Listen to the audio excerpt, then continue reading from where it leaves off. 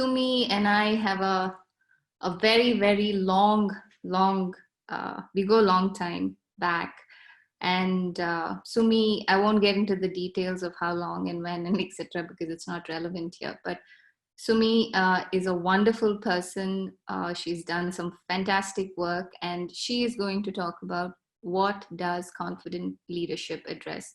Over to you, Sumi. Thanks, Sharon. Hi, everyone.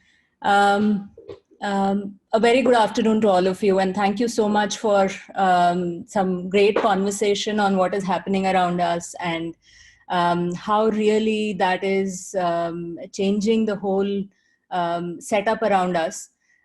When I actually heard each of those, each of the conversations earlier, if you look at it at the core of everything that we talk about as positive leadership is a foundation of confidence, self-confidence.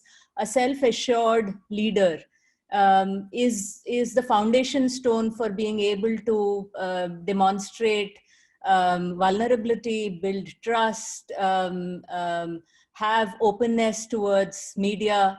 And hence, confidence is really the bedrock of positive leadership here.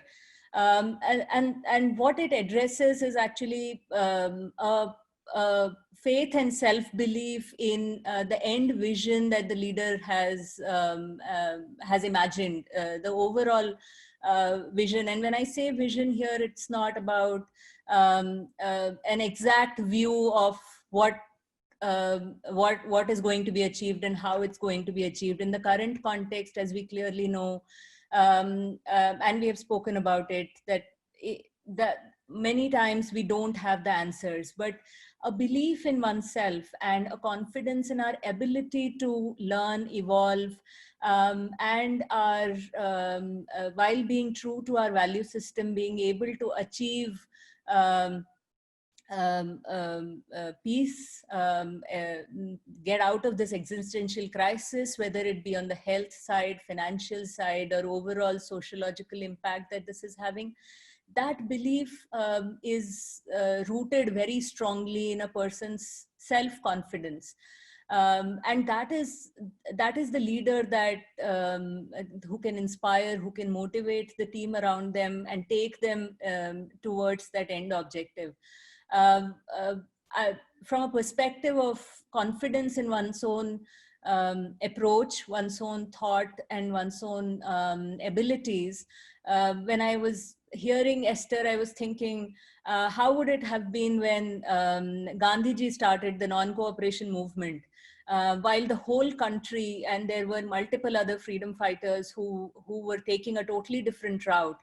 And if and I'm sure when the non-cooperation approach was thought or imagined by Gandhiji, that was not, there would have been, through those so many decades when the independence fight was taken up, there would have been moments of self-doubt, there would have been moments of challenge from the rest of the community, but the unwavering commitment that he would have had to have and belief in his own approach to being able to achieve that end, I think is what has actually got us independent. Otherwise, we could have been in multiple factions taking all the violent approaches, and maybe we wouldn't have been where we are as a country. So self-belief, confidence in oneself is at the core of being able to get out of a crisis. And that's something that the leader does for oneself with your own confidence. But what it does to others around him is also quite important. So if you look at relationships outside, that belief is what motivates and inspires people towards that end vision that maybe others are not able to see. But his confidence in the approach is what takes everybody along. that also gives the leader an ability to be able to see the good in others. If you're confident yourself, then you will not need that continuous validation from outside. You will know where you're going, and hence you will be able to shine a light on others, take others' efforts and make them much larger than where you would have started from. It also allows you empathy when you actually are contented and confident in yourself. It allows you to look outside with objectively and have empathy for everybody around you. So a few things that I really noted down in terms of external impact of a person's confidence is effective communication, and hence an ability to inspire people.